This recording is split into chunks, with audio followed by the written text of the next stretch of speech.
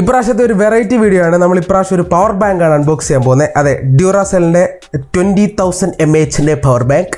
അതെ, 20,000 തന്നെ ഉണ്ടെന്ന് വിശ്വസിക്കുന്നു.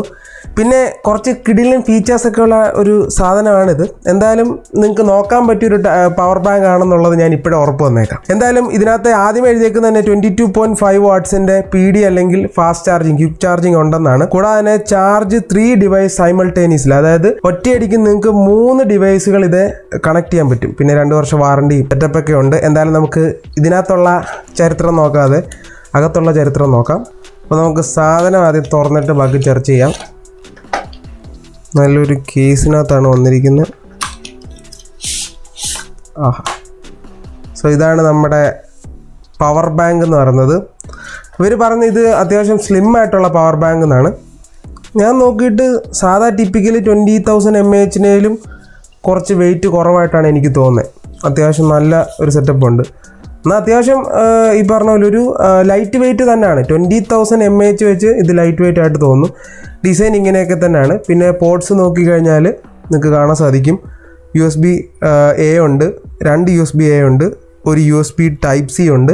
അതായത് നമ്മുടെ ഫോണുകളിലൊക്കെ ഉള്ള, അതായത് ഇത് Type-C to Type-C ചെയ്യാൻ പറ്റും. പിന്നെ നമ്മൾ ഈ 2 വെച്ച് സാധാ രീതിയിൽ Type-A to Type-C കേബിൾ വെച്ച് നമുക്ക് ചെയ്യാൻ പറ്റും, മീൻസ് ചാർജ് ചെയ്യാൻ പറ്റും. പിന്നെ മൈക്രോ USB പോർട്ട് കൂടെ ഉണ്ട്. കൊള്ളാം. അപ്പോൾ ഇനി ബോക്സിൽ വേറെ എന്തൊക്കെ ഉണ്ടെന്ന് നോക്കിക്കഴിഞ്ഞാൽ ഓഫ് കോഴ്സ് പുസ്തകമുണ്ട്, അവിടെ ഇരുന്നോട്ടെ. കൂടാതെ തന്നെ ഇതിൻ്റെ ചാർജിങ് കേബിൾ ഉണ്ട്. കൊള്ളാം, ഇത് അത്യാവശ്യം ക്വാളിറ്റി ഉള്ള ഒരു ചാർജിങ് കേബിളായിട്ട് തോന്നുന്നു. ഇത് Type-A to Type-C കേബിളാണ്. എനിവേ ബാക്കിയെല്ലാം നമുക്ക് മാറ്റി വെക്കാം. നമുക്ക് ഇനി സാധനത്തിലേക്ക് വരാം. അപ്പോൾ ഇവർ ആദ്യം പറഞ്ഞ സാധനം തന്നെ നമുക്ക് ടെസ്റ്റ് ചെയ്യാം. അതായത് ഇത് 3 ഡിവൈസുകളെ ഒറ്റയടിക്ക് ചാർജ് ചെയ്യുന്നുള്ള. അതിന് നമുക്ക് ഇത് ഓൺ ആക്കുന്നതിനെ പറ്റി നോക്കാം. ഇവിടുത്തെ ഇതാണ് പവർ ബട്ടൺ എന്ന് പറഞ്ഞത്. സാധനം ഓൺ ആയിട്ടുണ്ട്. ജസ്റ്റ് ഒന്ന് പ്രസ് ചെയ്താൽ മതി. അപ്പം ഇതെന്ന് പറഞ്ഞാൽ ചാർജിൻ്റെ ഇൻഡിക്കേഷൻസ് ആണ്, അതായത് എത്ര ശതമാനം ഇതിനകത്ത് ചാർജ് ഉണ്ടെന്നുള്ളതാണ്. എനിവേ നമുക്ക് ആദ്യമേ ടെസ്റ്റ് ചെയ്യാം. അപ്പോൾ ഞാൻ ഇവിടെ എടുത്തിരിക്കുന്നത് 2 ഫോണും ഒരു ബഡ്സുമാണ്. നമുക്കിത് എല്ലാം കണക്ട് ചെയ്ത് നോക്കാം.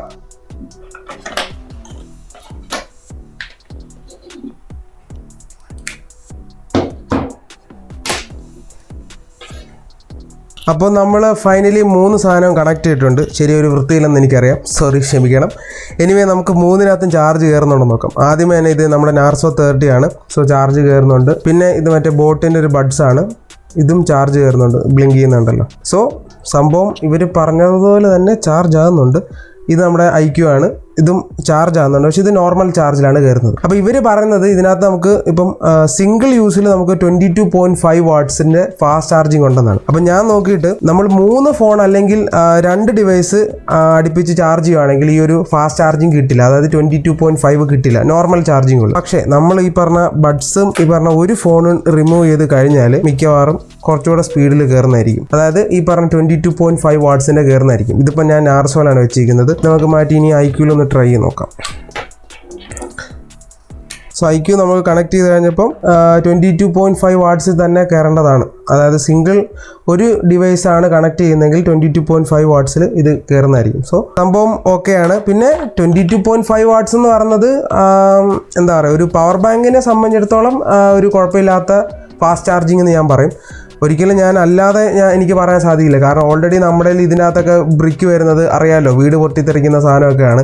അപ്പോൾ പിന്നെ അത് അതിനകത്ത് വലിയ കാര്യമില്ല. പക്ഷേ പവർ ബാങ്കിനകത്ത് ഫാസ്റ്റ് ചാർജിങ് ഉള്ളത് ഒരു വലിയ കാര്യം തന്നെയാണ്. എനിവേ സംഭവം എന്തായാലും 3 ഡിവൈസും ചാർജ് ആകുന്നുണ്ട്. കൂടാതെ തന്നെ നമുക്ക് ഈ പറഞ്ഞ ഫാസ്റ്റ് ചാർജിങ് അറ്റൈൻ ചെയ്യുന്നുണ്ട്. അപ്പം സോ സംഭവം നൈസാണ്. നിങ്ങൾക്ക് എല്ലാവർക്കും ട്രൈ ചെയ്യാവുന്നതാണ്. അതായത് കൂടുതൽ ട്രാവലൊക്കെ ചെയ്യുന്നവർ, അതായത് നമുക്കിപ്പോൾ ഇലക്ട്രിസിറ്റി കിട്ടാനൊക്കെ സാധ്യത കുറവാണെങ്കിൽ നിങ്ങൾക്ക് തീർച്ചയായിട്ടും ഇങ്ങനത്തെ പവർ ബാങ്ക്സ് ഒക്കെ മേടിക്കും. ഇത് ഡ്യൂറാസെല്ലിനാണ്. നിങ്ങൾക്ക് ഓൾറെഡി ഡ്യൂറാസെൽ ബാറ്ററീസ് അറിയാവുന്ന എനിക്ക് തോന്നുന്നു. ഡ്യൂറാസെല്ലിൻ്റെ ആയതുകൊണ്ട് തന്നെ അത്യാവശ്യം നല്ലൊരു ക്വാളിറ്റി ബ്രാൻഡാണ്. സോ കൂടാതെ ഇതിനകത്ത് കുറച്ച് സ്മാർട്ട് ഫീച്ചേഴ്സ് ഒക്കെ ഉണ്ട്. അതായത് സ്മാർട്ട് IC ഫീച്ചേഴ്സ് ഒക്കെ ഉണ്ട്.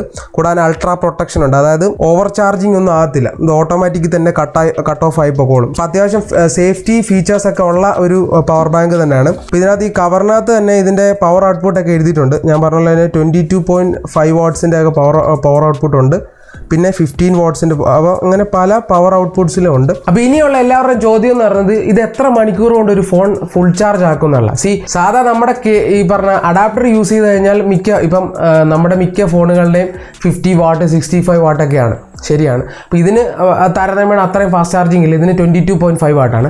അപ്പോൾ ഈ 22.5 വെച്ചൊരു 2-2.5 അതിന് മേളിലോട്ട് എടുക്കുന്നതായിരിക്കും ഇതൊരു ഫുൾ ചാർജ് ആയിട്ട് വരാൻ. പിന്നെയുള്ള എല്ലാവരുടെയും ഒരു ചോദ്യം എന്ന് പറയുന്നത് എത്ര സൈക്കിൾ നമുക്ക് ഈ പറഞ്ഞ പോലെ ഫോൺ ചാർജ് ചെയ്യാന്നുള്ള. അതായത് ഇതിപ്പോൾ 20,000 mAh ബാറ്ററി ഉണ്ട്. പക്ഷേ 20,000 ഉണ്ടോയെന്ന് ചോദിച്ചാൽ ഒരിക്കലും ഒരു സാധനത്തിനകത്ത് പക്ക പ്രോപ്പർലി 20,000 കാണത്തില്ല. ഇതൊരു അപ്രോക്സിമേറ്റ് ആണ് 20,000 എന്ന് പറഞ്ഞത്. എന്നാൽ പോലും ഈ പറഞ്ഞ കുറെ റെപ്യൂട്ടഡ് ആയിട്ടുള്ള ബ്രാൻഡ്, ഇപ്പോൾ ഇതൊക്കെ ബാറ്ററി മാനുഫാക്ചറിങ് ബ്രാൻഡാണ് Duracell ഒക്കെ. അപ്പം കുറച്ചുകൂടെ ട്രസ്റ്റ് വർത്തിയാണ്. അപ്പം ഈ പറഞ്ഞ ബ്രാൻഡുകളിലൊക്കെ ഞാൻ ടെസ്റ്റ് ചെയ്തതനുസരിച്ച് നോക്കിയപ്പോൾ അതായത് എൻ്റെ ഫോൺ അതായത് IQOO Neo 7 Pro 3 പ്രാവശ്യം ചാർജ് ചെയ്യാൻ പറ്റി. 3 പ്രാവശ്യം, അതായത് 5,000 5,000 5,000 15,000 mAh, അതായത് 3 തവണ സാധനം ഫുൾ ചാർജ് ആക്കാൻ പറ്റി. പക്ഷേ 4ാമത്തെ തവണ ആയപ്പം ഒരു 40-45 റേഞ്ച് ആയപ്പോൾ ബൈ, അതായത് 20,000 ടോട്ടലിലേക്ക് എത്തുന്നില്ലെങ്കിൽ പോലും ഒരു 18,000 അല്ലെങ്കിൽ ആ റേഞ്ചിലുള്ള mAh കാണായിരിക്കും. അപ്പം അതുകൊണ്ട് തന്നെ നിങ്ങൾ ഒരു ഫോൺ ഒരു ഈ പറഞ്ഞ നിങ്ങളുടെ 4,000 mAh ആണ്, അതിനനുസരിച്ച് വ്യത്യാസം വരും. അപ്പോൾ 5,000 mAh ഒക്കെ ആണെങ്കിൽ ഒരു 1, 2, 3 ചാർജ് നിങ്ങൾക്ക് നന്നായിട്ട് ചെയ്യാൻ പറ്റും. ലാസ്റ്റത്തെ നിങ്ങൾക്ക് വേണം ഒരു 40-30 റേഞ്ചിൽ എത്തിക്കാനുള്ള സെറ്റപ്പ് ഇതിനകത്തുണ്ട്. അപ്പം ബേസിക്കലി അതൊരു നല്ല കാര്യമാണ്. കാരണം കുറേ ബ്രാൻഡുകളിലെന്ന് പറഞ്ഞാൽ നമ്മൾ ഈ പറഞ്ഞ പെട്ടി മാത്രമായിരിക്കും, അതായത് ഈ സാധനത്തിനകത്ത് മണ്ണ് വാരി കുത്തി നിറച്ചിട്ടൊക്കെ വിൽക്കുന്ന സാധനമൊക്കെ ഉണ്ട് ആമസോണിൽ. അപ്പം അങ്ങനെയൊക്കെ വെച്ച് നോക്കുമ്പോൾ കൂടാതെ തന്നെ 16 mAh വെച്ചിട്ട് 20,000 mAh എന്ന് പറഞ്ഞ് വിൽക്കുന്നവന്മാരുണ്ട്. 20,000 mAh വെച്ചിട്ട് 12,000 13,000 എന്ന് പറയുന്നവരുണ്ട്. അതായത് പ്രോപ്പറായിട്ട് ഉള്ള ആ ഒരു ബാറ്ററി സെറ്റപ്പ് വെക്കാം, സെല്ല് കറക്റ്റായിട്ട് വെക്കാത്തവരുണ്ട്. അതിലൊക്കെ വെച്ച് നോക്കുമ്പോൾ വളരെ ഭേദമാണ്. അതായത് 3 ഫുൾ ചാർജ് എന്ന് പറയുമ്പോൾ തന്നെ 15,000 കവേർഡാണ്. അത് കഴിഞ്ഞുള്ള ഞാൻ പറഞ്ഞല്ലോ 18,000 വരെ ഉണ്ട്. അപ്പം എല്ലാ ഇത് തന്നെ ഇപ്പോൾ ഫോണിൻ്റെ ബാറ്ററി ആണെങ്കിലും സിമിലർ അവസ്ഥയാണ്. ഒരു ഫോണിനകത്തും പ്രോപ്പർലി ഈ പറഞ്ഞ 5,000 mAh കാണത്തില്ല. അത് ചിലപ്പോൾ 4826 ഒക്കെ ആയിരിക്കും. ഇപ്പം നിങ്ങൾ വിചാരിക്കും ചിലപ്പോൾ ഞാൻ തള്ളുന്നതായിരിക്കും. ഒരിക്കലും അല്ല. ബാറ്ററി സർട്ടിഫിക്കേഷൻ വെബ്സൈറ്റ് ഞാൻ വേണം നിങ്ങൾക്ക് സ്ക്രീൻഷോട്ട് കാണിച്ചു തരാം. മിക്ക ഫോണിനെ നമ്മൾ ടെക് ന്യൂസ് ഒക്കെ ചെയ്യാൻ നേരത്ത് കാണിക്കാറുണ്ട് ബാറ്ററി സർട്ടിഫിക്കേഷൻ. അതിനകത്ത് കറക്റ്റായിട്ട് 4826 അല്ലെ 3786 ഇങ്ങനെ പല സാധനമൊക്കെ ഉണ്ട്. 4,000 ആണെങ്കിൽ 3786 അങ്ങനെ കാണിക്കും. ഇപ്പോൾ 5,000 ആണ് ചിലപ്പോൾ 4826 4726 അങ്ങനെയൊക്കെ പറഞ്ഞ് പല അപ്രോക്സിമേറ്റ് വാല്യൂവിനെ ഇവർ ടിപ്പിക്കലി മാക്സ് എന്നൊക്കെ പറഞ്ഞ് ഡിഫൈൻ ചെയ്ത് 5,000 ആക്കി പറയാറുണ്ട്. അപ്പം അങ്ങനെ കുറെ കേസായിട്ടാണ്. അപ്പം ഞാൻ മൊത്തത്തിൽ നോക്കിയിട്ട് ഇതെനിക്ക് ഇഷ്ടപ്പെട്ട ഒരു സാധനമാണ്. അപ്പം പറഞ്ഞ പോലെ തന്നെ 3 എണ്ണം ഈ പറഞ്ഞ ഒരുമിച്ച് ചാർജ് ചെയ്യാൻ വാറണ്ടി ഉണ്ട്. സോ ഈ ഒരു പ്രോഡക്റ്റ് നിങ്ങൾക്ക് താല്പര്യമുണ്ട് ചെക്കൗട്ട് ചെയ്യാൻ 3,000 രൂപയാണ് ഇതിന്റെ പ്രൈസ്. അപ്പം ലിങ്ക് ഞാൻ ഡിസ്ക്രിപ്ഷൻ ബോക്സിൽ കൊടുത്തേക്കാം, തീർച്ചയായിട്ടും ചെക്കൗട്ട് ചെയ്യാം. അപ്പോൾ പുതിയൊരു വീഡിയോ ആയിട്ട് എല്ലാവർക്കും